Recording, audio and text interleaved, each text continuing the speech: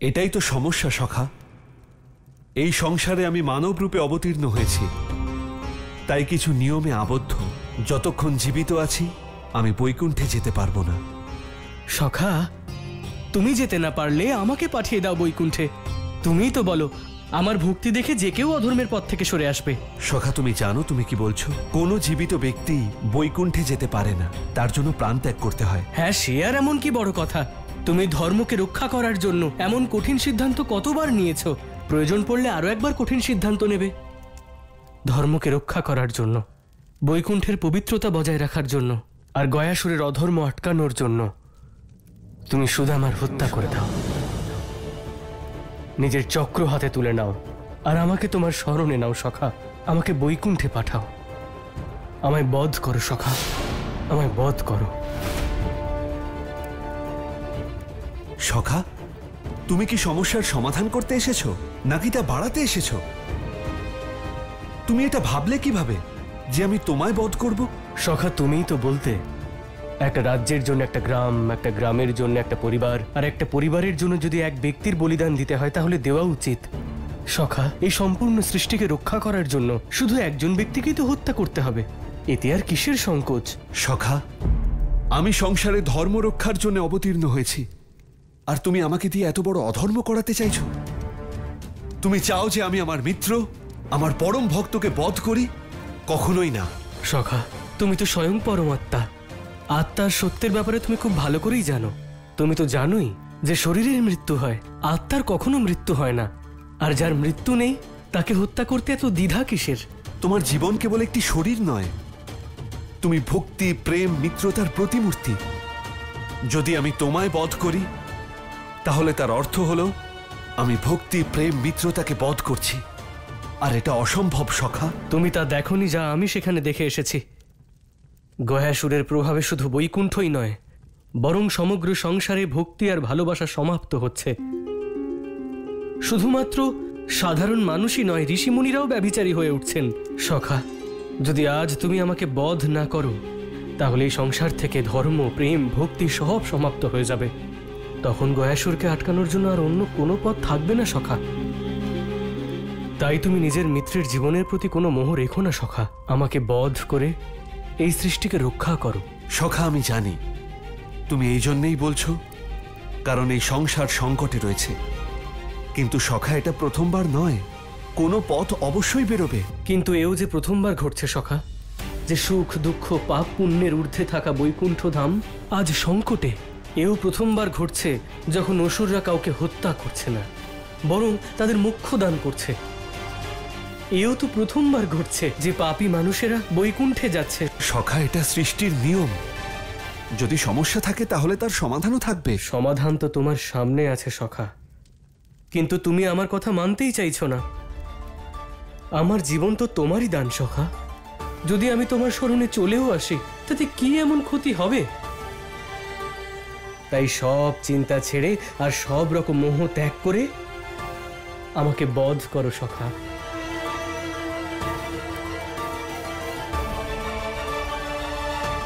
সখা, যদি আমি এমনটা করি তাহলে আমার আর গয়াসুরের কি পার্থক্য থাকবে? গয়াসুর অধার্মিকদের পুণ্য দান করছে, সেই সব অধার্মিকদের যারা কোনো পুণ্যকর্ম করেনি। আর তুমি চাইছো অকারণে আমি তোমায় শাস্তি দিই? ক্ষমা করো, আমি এটা করতে পারবো না। সখা, সখা শোনো, সখা, সখা।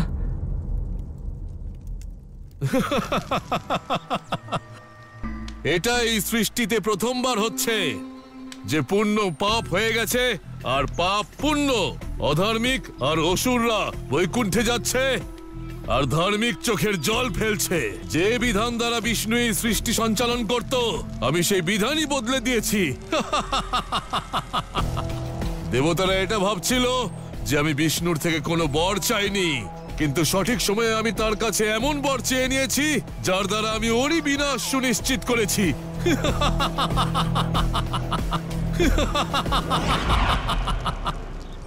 গয়াসুর,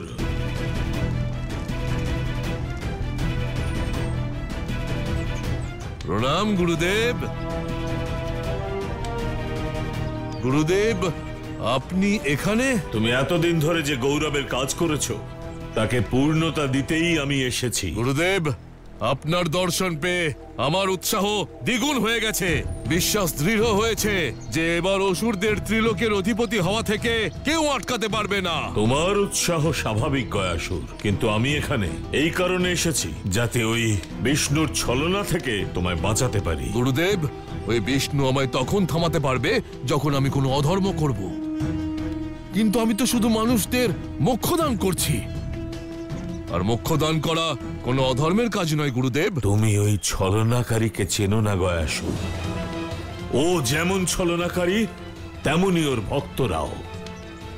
যখন তারা তাদের আরাধ্যকে অসমর্থ দেখে তখন নিজেদের জীবন দিয়ে হলেও তাকে সাহায্য করে। গুরুদেব, সেই জন্যই তো সর্বপ্রথম বিষ্ণুর ভক্তদেরই অধর্মের পথে নিয়ে এসেছি। না না গয়াসুর, শুধু এইটুকুই পর্যাপ্ত নয়, কারণ সংসারে যতই অধর্ম হয়ে যাক না কেন আর যত মানুষই অধার্মিক হয়ে যাক, কিন্তু বিষ্ণুর কোনো একজন ভক্ত আমাদের অসুরদের বিজয়ের রথ থামানোর জন্য সম্পূর্ণ প্রচেষ্টা অবশ্যই করবে, আর হয়তো করছেও।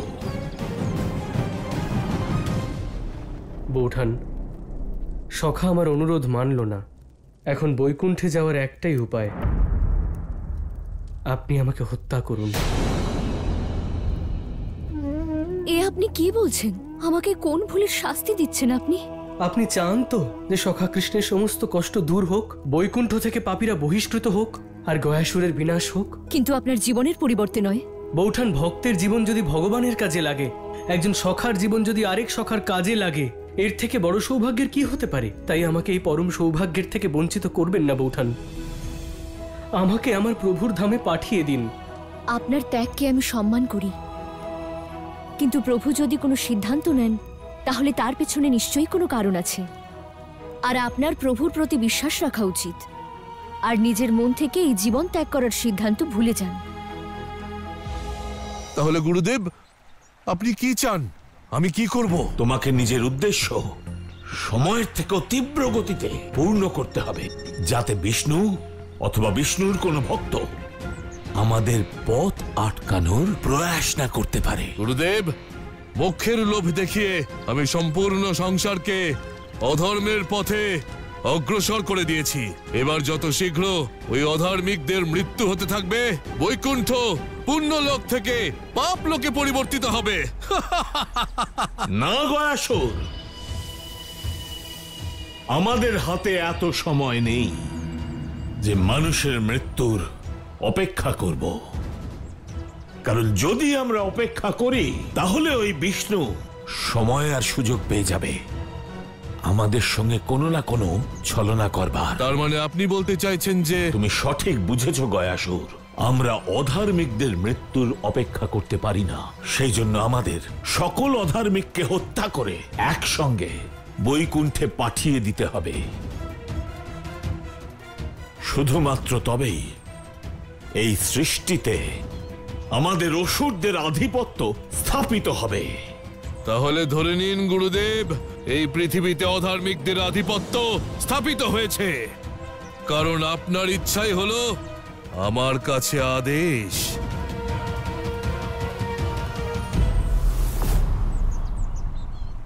অসুর গুরু শুক্রাচার্য, কখনো কখনো আমার মনে হয় যে আপনি অসুরদের গুরু নন, বরং শত্রু। কারণ আপনি জীবনের নয়, তাদের মৃত্যুর পথ দেখান। যে গয়াসুরের মৃত্যুর পথ খুঁজে পাওয়া যাচ্ছিল না, আপনি স্বয়ং তাকে মৃত্যুর দিকে ঠেলে দিলেন। এবার গয়াসুরের মৃত্যুর জন্য অন্য কেউ নয়, আপনি দায়ী হবেন। গয়াসুর, এ আপনি কি বলছেন? আপনি তো আমাদের জীবনের আনন্দের পথ দেখালেন, আর এখন আপনি আমাদের মৃত্যুর মুখে ঠেলে দিচ্ছেন। তার কারণ জীবনের প্রকৃত আনন্দ মৃত্যুর পরেই পাওয়া যায়। কিন্তু গয়াসুর, আমরা তো ভোগবিলাসের জীবন আরম্ভ করেছি মাত্র। সত্য বলছেন ঋষিবর, সবে তো আমরা ভোগ আর ব্যভিচারের জীবন শুরু করেছি। এখন তো আমরা জানতে চাই যে ভোগ আর ব্যভিচারের আনন্দ ঠিক কেমন। মৃত্যুর জন্য এত তাড়াহুড়ো কিসের? বলুন আপনারা। আমাদের আরো জীবনটাকে ভোগ করে দিন। শান্ত হন। আমরাও এটা চাই যে আপনারা সকলে সর্বদা সুখ ভোগ করুন, কিন্তু এখানে একটা সমস্যা আছে। আমাদের এখানের সুখটুকু ক্ষণিকের, এই মৃত্যু লোকে, কিন্তু বৈকুণ্ঠে এই সুখ চিরকাল পাওয়া যাবে। এখানে তো শুধুমাত্র স্ত্রীর সঙ্গ সুখ, কিন্তু ওখানে বৈকুণ্ঠে অপ্সরা এবং যক্ষিণীদেরও সঙ্গ সুখ আছে। আর সব থেকে বড় বিষয় হলো যে বৈকুণ্ঠে প্রবেশ করতে পেরেছে সে যত বড় অধার্মিকই হোক না কেন, যত বড় পাপী হোক না কেন, তার আনন্দে কেউ বাধা সৃষ্টি করতে পারে না। তোমরা হলে অত্যন্ত ভাগ্যশালী, কারণ এত কম সময়ের মধ্যে তোমরা সব বৈকুণ্ঠে যাচ্ছ। গুরু শুক্রাচার্য সত্য বলছেন, আমরা দেরি করে ফেললে প্রকৃত সুখ থেকে বঞ্চিত হব, আর বৈকুণ্ঠের আনন্দ থেকেও।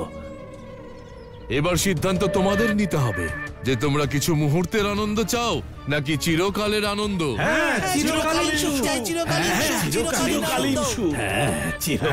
চিরকালীন সুখ। তাহলে ঠিক আছে, কাল সকালে সূর্যোদয় হওয়ার পরেই আমি তোমাদের সকলকে বধ করে বৈকুণ্ঠে পাঠিয়ে দেব।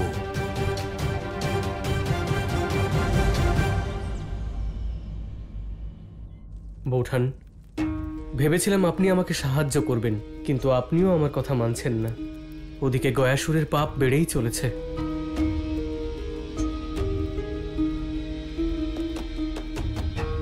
অধর্মের প্রতিকার অধর্ম দ্বারা করা যায় না। গয়াসুরকে যদি আটকাতে হয় তাহলে কোনো এমন পথ খুঁজতে হবে যা ধর্মসম্মত হবে। বৌঠান, গয়াসুরকে আটকানোর এটাই একমাত্র উপায়, আর ধর্ম উপযুক্ত। কারণ আমার সখা কৃষ্ণই আমাকে বধ করবে বলে প্রতিশ্রুতি দিয়েছিল।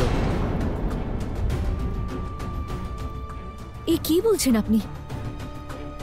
প্রভু আপনার বধের প্রতিশ্রুতি কি করে দিতে পারেন?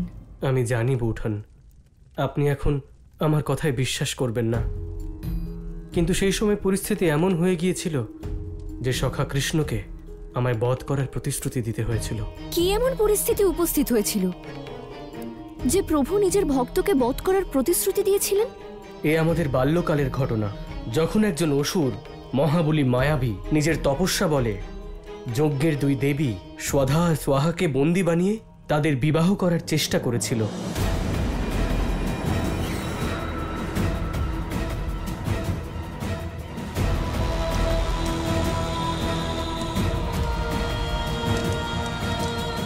নমঃ স্বাহা সদা वसक वासक ओम फट स्वाहा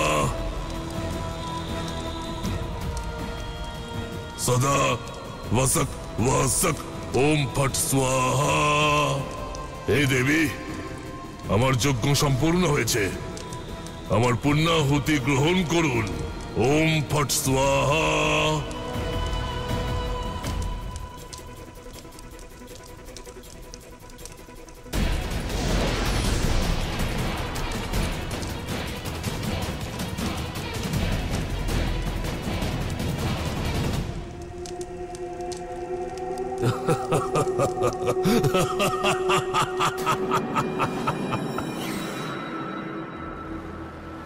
দেবী শ্রদ্ধা আর স্বাহা,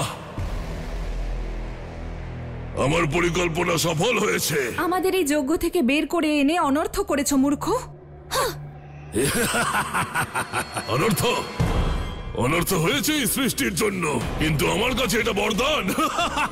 মায়াবী, আমরা স্বাহা আর স্বাধা কেবল যজ্ঞের আহুতি নিয়ে যাতায়াত করি, আমরা তোমাকে কোনো বর দিতে পারবো না। এটাই তো বরদান দেবী, এটাই বরদান যে এই সংসারে যেখানে যজ্ঞ হোক না কেন তার ফল নিয়ে এসে আপনারা আমাকেই দেবেন। এটা অসম্ভব। আমাদের স্বামী হলেন দেবতা, তাই এই যজ্ঞের ফল শুধু ওনাকেই দিয়ে থাকি। সেই জন্যই তো এই পরিকল্পনা করেছিলাম দেবী যে আমি আপনাদের দুজনকে বিবাহ করব, আর আপনাদের স্বামী দেবতা নয়, আমি হব। আর এই সংসারের যেখানেই যজ্ঞ হবে তার ফল আপনারা আমাকে এনে দেবেন। ওই অসুর মায়াবীর কারণে এমন পরিস্থিতি উৎপন্ন হয়েছিল যে আমার সখা কৃষ্ণকে আমায় বধ করার প্রতিশ্রুতি দিতে হয়। সুদামা, এ কি বলছেন আপনি? এই ঘটনার সঙ্গে আপনার কি সম্পর্ক আছে? আর পরিস্থিতি যাই হোক না কেন, প্রভু আপনাকে সংহারের প্রতিশ্রুতি কখনো দিতেই পারেন না। বৌঠান, আমি জানি যতক্ষণ না আপনি পুরো ঘটনা জানবেন ততক্ষণই কঠিন সত্য মানতে পারবেন না। এই বিষয়টাই এমন সুদামা। বৌঠান, আমার কথা মন দিয়ে শুনবেন, কারণ বাল্যকালে ঘটা এই ঘটনার মধ্যেই আমার মৃত্যুর রহস্য লুকিয়ে আছে। তখন দেবী সধা আর স্বাহা মায়াবীর থেকে বাঁচার জন্য সমগ্র ব্রহ্মাণ্ডে আত্মগোপনে স্থান খুঁজছিলেন। হে দেবতাগণ, আমাদের রক্ষা করুন। হে ঋষিগণ, আমাদের রক্ষা করুন। হে গ্রহগণ, আমাদের লুকোনোর স্থান দিন। হে দেবগণ, আমাদের সাহায্য হে করুন। দেবগণ, আমাদের রক্ষা করুন। আমাদের রক্ষা করুন দেবগণ। আমাদের রক্ষা করুন দেবগণ। আমাদের রক্ষা করুন।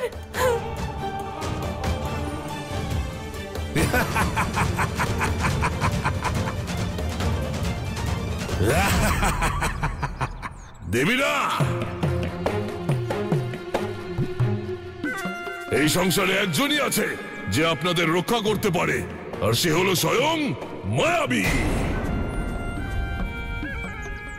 সেই জন্য আসুন দেবীরা, আমার এই বিবাহ প্রস্তাবে রাজি হয়ে যান।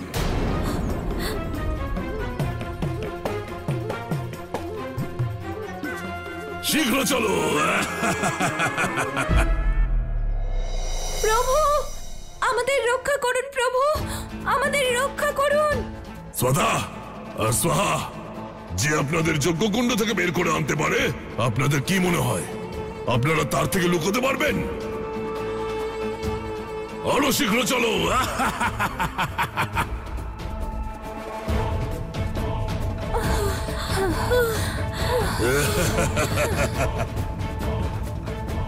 এবার আপনারা নিশ্চয়ই বুঝে গেছেন যে আপনাদের কাছে আমাকে বিবাহ করা ছাড়া অন্য কোনো উপায় নেই। মায়াবী, যতদিন এই সংসারে ধর্ম রয়েছে, তোমার মতো অধার্মিক আমাদের কোনো ক্ষতি করতে পারবে না। আমিও দেখি কে আসে আপনাদের রক্ষা করতে।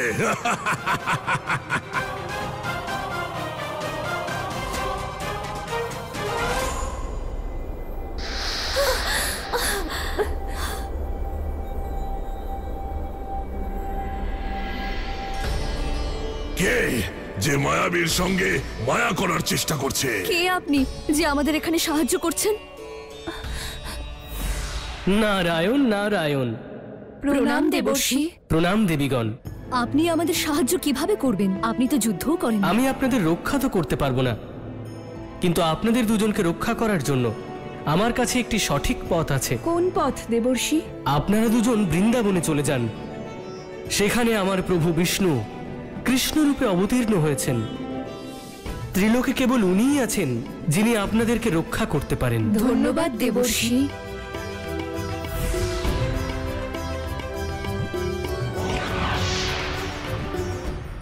দেবর্ষি,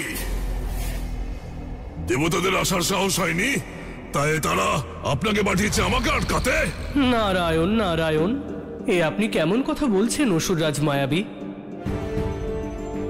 আমি তো শুধু আমার প্রভু বিষ্ণুর ভক্ত, আর একজন ভক্ত না কারুর মিত্র হয় আর না কারোর সঙ্গে তার শত্রুতা থাকে। তাহলে শীঘ্র বলুন, কোথায় আমার হবু স্ত্রীরা সদা আর স্বাহা?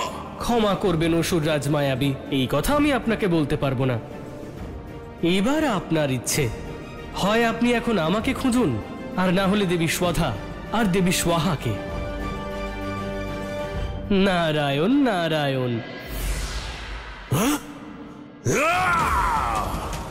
দেবর্ষি, আপনাকে আমি পরে দেখছি। তার আগে আমি আমার হবু স্ত্রী স্বাহা আর স্বধাকে খুঁজে আনি। চলো, শীঘ্র চলো। প্রভু, আমাদের রক্ষা করুন। প্রভু, হে প্রভু, আমাদের রক্ষা করুন।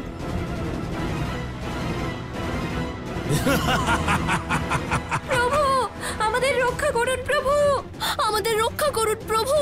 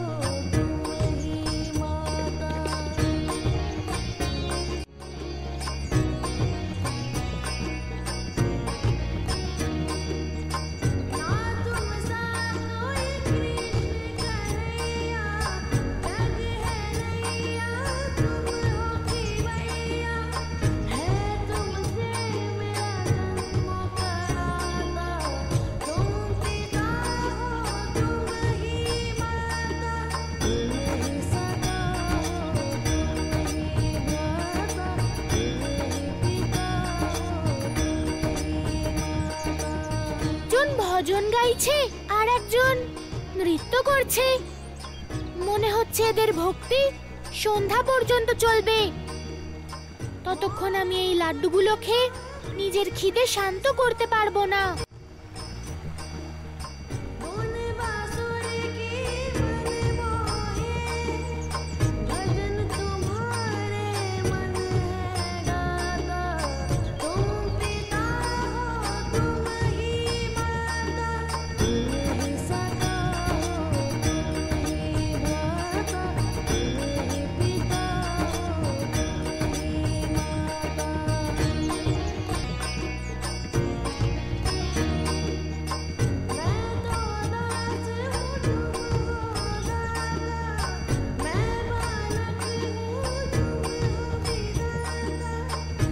প্রভু, আমাদের রক্ষা করুন প্রভু।